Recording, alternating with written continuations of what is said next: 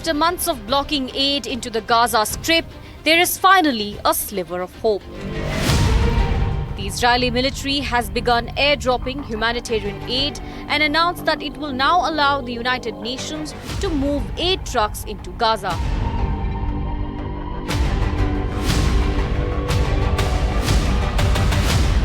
The IDF also said it will conduct a local tactical pause of military activity in densely populated areas of Gaza every day from 10 a.m. to 8 p.m. Despite these moves, the IDF maintains that there is no famine in Gaza, a claim sharply contested by global aid groups.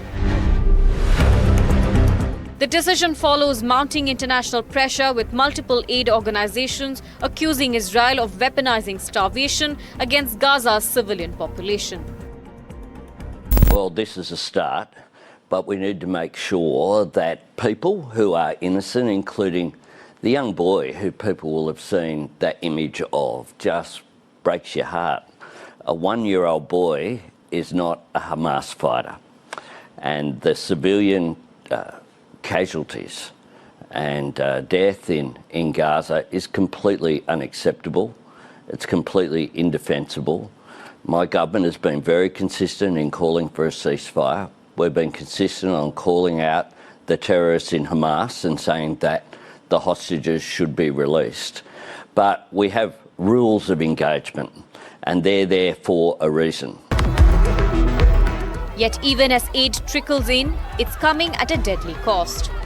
According to the UN Human Rights Commissioner, hundreds have died trying to access food since the US-backed Gaza Humanitarian Foundation began operations in May.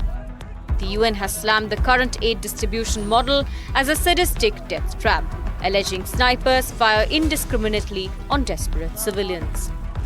جبت الطحين للأولاد قسما بالله إلى كم يوم ما عندي طحين، خشينا على الموت وعند الدبابات وشفنا الجنود وبطخ علينا وضرب علينا القنابل الضوئية والرصاص.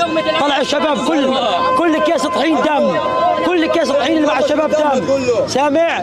إحنا بنجيب هذا بس عشان صغارنا، إحنا بنتحمل بس عشان الصغار، مش معانا. Meanwhile, hopes for a ceasefire have dimmed further after the US withdrew its delegation from talks in Qatar. US Special Envoy Steve Witkoff said Hamas has shown a lack of desire to reach a ceasefire. President Donald Trump echoed this sentiment, backing Israel's continued military operation. Aid is finally trickling into Gaza as, under international pressure, Israel has made certain concessions. But even for many, a bag of flour also comes soaked in blood. Now the bigger question is that whether all these steps will lead to a permanent relief, or this is just a temporary pause into a humanitarian catastrophe in making for the people of Gaza. In Delhi, Mohammad Ghazali for NDTV.